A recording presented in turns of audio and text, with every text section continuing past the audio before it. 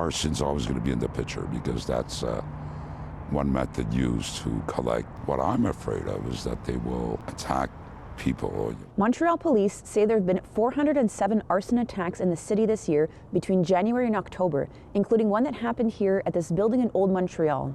On October 4th, a mother and her young daughter from France died after the building they were staying in was set ablaze with an incendiary device. 2 arrests were made in connection to the case, and just this past week, there were 3 vehicles torched in separate incidents across the city, and another incident where an apartment was targeted by arsonists in Montreal North. It's very high because there's a lot of criminal organizations operating in Montreal. It's no longer traditional organized crime or the bikers. We have other clans or groups or street gangs. So we have over 30 that are operating. It's not Italian organized crime that's behind the arson, although we often hear the Italian word pizzo, which in this case refers to protection money. For example, groups or individuals who represent a criminal organization will present themselves to a business and tell the owner that they need to pay a certain amount.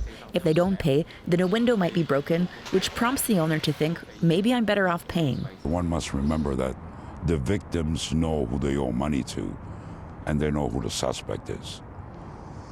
They're not very difficult crimes to resolve. When there's a criminal fire, it's not necessarily related to organized crime.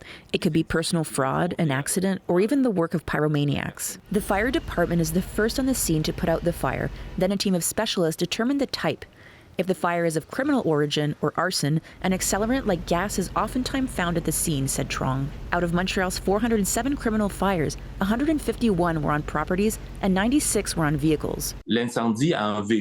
When related to organized crime, vehicle arson can be a first warning to the targeted person or people. A car can also be burned because it was used in a crime. The experts agree that reporting these crimes is essential.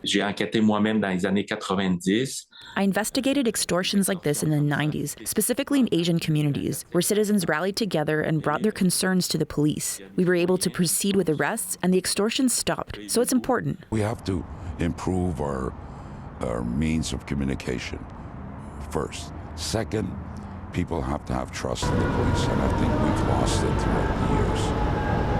And we have to rebuild that. And it's not really difficult to rebuild.